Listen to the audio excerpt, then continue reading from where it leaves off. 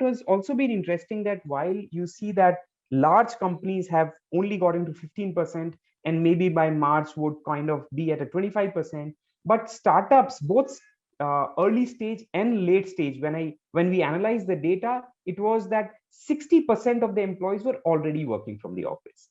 So I think one of the reasons which I thought, and more like a startup founder than anybody else, is that startups actually maybe require the way they are designed and the way the processes are, maybe a little more in-person collaboration, whiteboarding help. If you see this graph on the left, this is the graph of the usage of meeting rooms, the utilization of meeting rooms in the office from a pre-pandemic level to when I said now, it is actually the month of December 2021, which we plotted.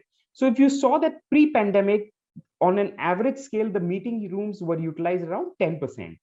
And given that we also track meeting room utilization as a part of the offering, for the month of December, which actually was the festive month, which had Christmas and New Year and New Year holidays, the 10% went up to 21%.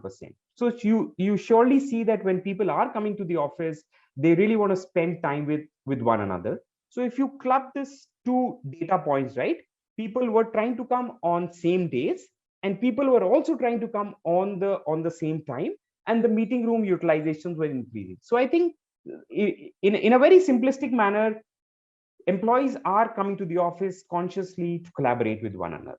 I think technology more than ever becomes very important. And let me say why, what I intend, and not just in a general view, but in a very specific view. If you were in a pandemic work from home mode, it's very simple. All the employees working from home, that's it, as simple as that. All of us are on Zoom or on Teams.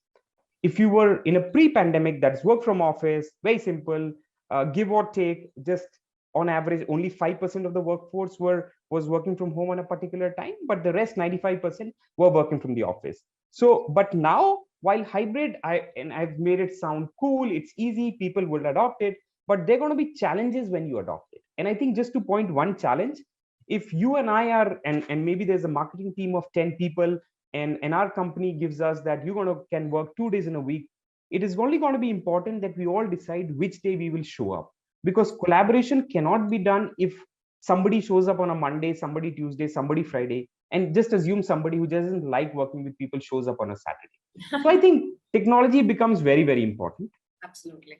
The second is, I think, and a little bit of, because I think as a startup founder, I'm a bigger fan of this, is that enable collaboration.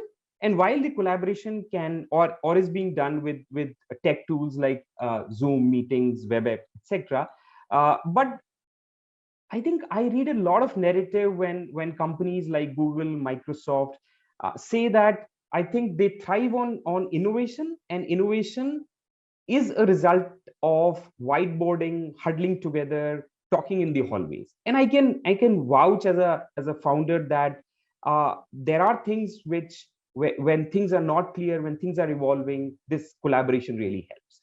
So I think those two are related to how to make things smoother, making it work.